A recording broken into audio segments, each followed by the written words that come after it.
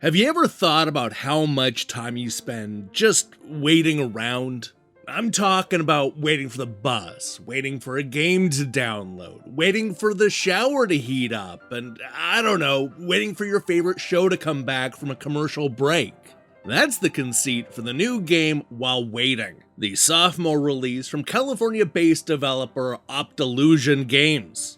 They've turned the very concept of waiting in line into an inventive little puzzle game that takes you through the highs, the lows, the heartbreaks, and the successes of one man's very average life. Come and find out why this surprisingly emotional game is well worth the wait when I review While Waiting, out now on PC and Switch.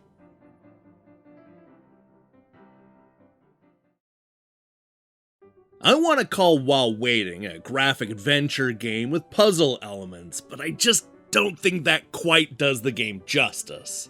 While Waiting is more than that. It's the story of a simple man's entire life, as told through 100 moments where he's stuck waiting for something to happen. I'm talking about those moments when he's stuck waiting in a lunch line, waiting for a job interview, and waiting for that girl that he likes to text back. The waiting may not stop as he gets older, but what he's waiting for becomes more serious and important. You're gonna be there as he waits for roadside assistance after his car breaks down, as he anxiously waits for his next paycheck to arrive, at the very moment that his wife gives birth, and eventually as he grapples with old age. You see, when I say that the game covers the man's entire life, I mean it. I'm talking about from the beginning to the bitter end.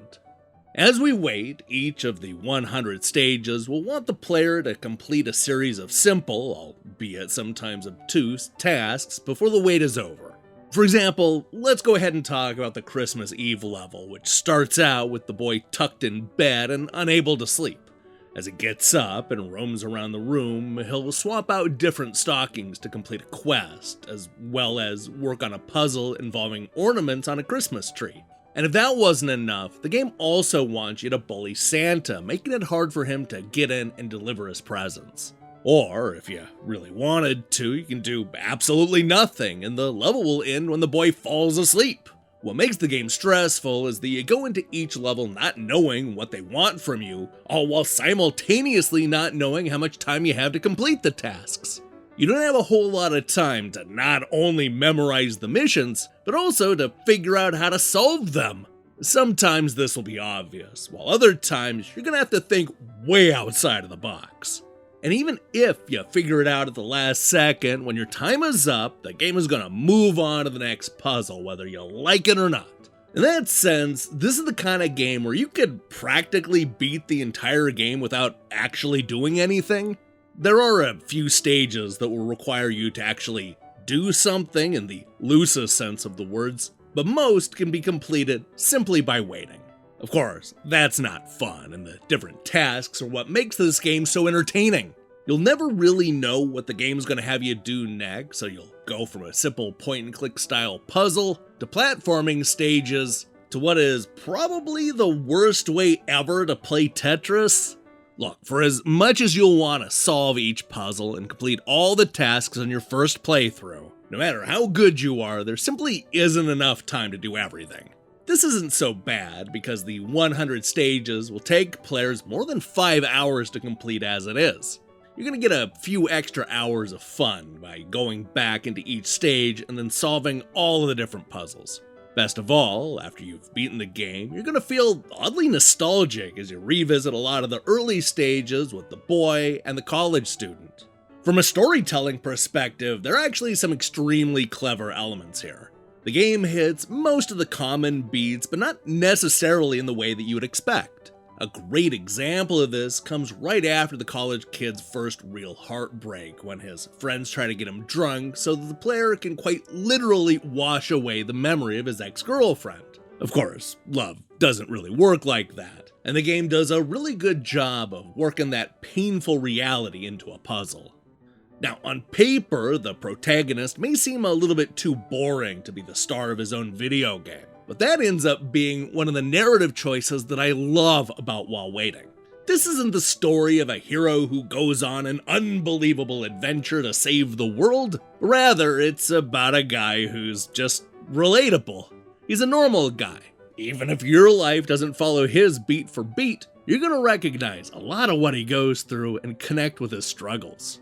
Without speaking even a single word of dialogue, we feel like we know everything there is to know about this man, all from just watching him wait around.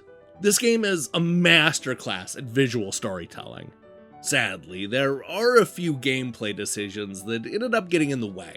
One of the issues is that sometimes you'll get stuck in a puzzle that's inside of another puzzle. Because of the limited gameplay, you'll sometimes need to rely on the visual prompts to get you in and out of the pop-up puzzles. The problem is that sometimes they won't let you out, forcing the player to manually restart the puzzle. You're also going to run into a few puzzles that simply take too long to complete. There were times when I could complete all of the separate tasks and still have to wait several minutes for the stage to end.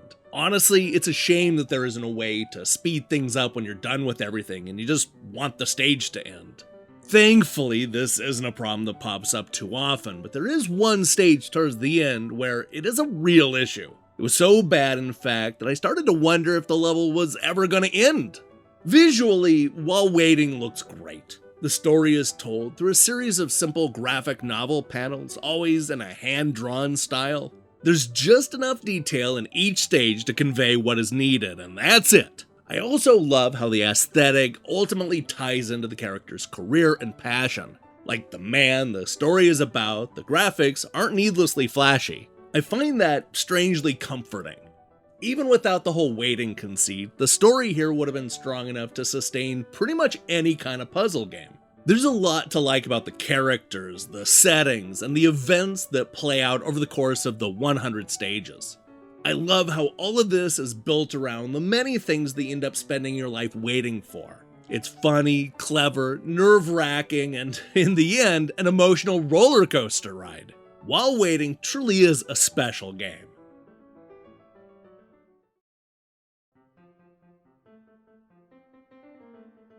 Who knew that waiting around could be this much fun?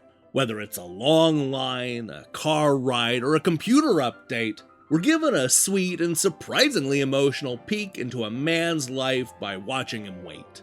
The 100 stages are filled with clever and funny puzzles that are relatable, no matter who you are. While a couple of the puzzles are a little too long and there are a few bugs that they need to work out, While Waiting is a stark reminder that life moves on while you're waiting for something to happen. And you know what? That's life advice that's worth listening to.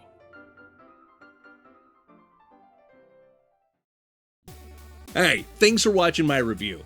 If you liked what you saw here, then you should know that we post new reviews and features almost every day. Now, here's the question I have for you.